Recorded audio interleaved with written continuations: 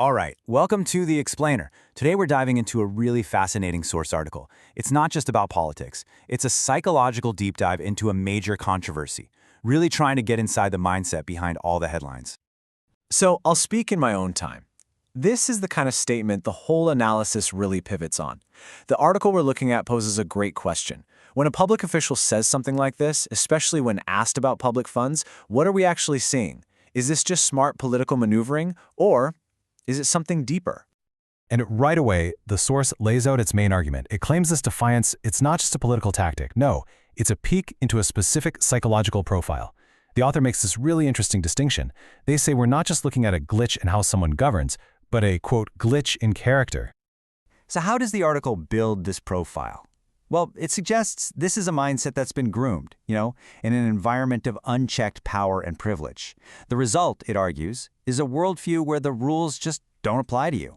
Scrutiny isn't part of the job, it's a personal insult. And accountability, that's something you can just choose to ignore.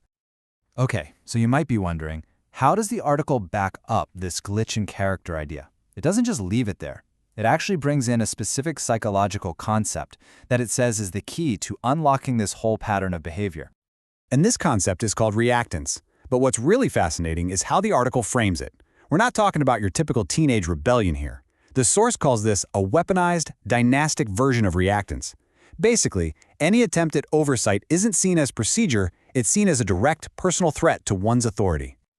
This next part really drives home the contrast the article is trying to make. I mean, look at this. On one hand, you have the normal expectations of public service, right? Oversight is just standard. But on the other hand, the article describes this entirely different mindset where the basic tools of democracy, asking questions, providing oversight, are twisted into personal insults and betrayals. To explain the tactics used to sidestep these questions, the source brings up a really powerful metaphor. It actually credits Representative Franz Castro with this one, and it's pretty memorable. They call it the art of the pussit. Now, before we get to what that metaphor means, let's ground this for a second. This isn't just abstract theory. The whole psychological breakdown is tied to a very real, very specific issue, 125 million pesos in confidential funds. And, as the article points out, this amount was flagged by the Commission on Audit. Okay, so here it is, the pussit defense. Pussit means squid, right? So the idea is it's like a squid squirting ink to cloud everything up and just escape. The article breaks it down into this simple three-step pattern. Step 1, deny anyone even asked. Step 2, deflect. Say it wasn't the right place to talk about it. And step 3, delay. I'll get to it when I feel like it. And according to the source, this pattern isn't just a one-off. It's part of a bigger playbook that includes what you might call emotional misdirection. The article points to an example where questions about the budget were allegedly deflected by bringing up a very personal family matter involving The Hague, effectively changing the subject from transparency to theatrics. This is where the article really shifts gears. It moves beyond just analyzing one person's psychology and starts talking about the much bigger picture, what all this means for the country's democratic institutions.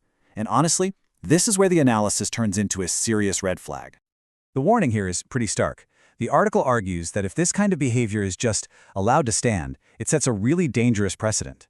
It basically writes a playbook for future leaders, showing them that constitutional oversight can be ignored, that accountability for public money becomes optional. It's not just a one-time thing. It risks becoming the new normal. And this really gets to the heart of the article's conclusion. At this point, it's not even about the 125 million pesos anymore. The author argues that what's really on the line here is the very principle of accountability itself, the idea that everyone in public office has to answer to the people and to the law. So the source leaves us with a pretty heavy question to think about. It really forces you to consider the long-term fallout.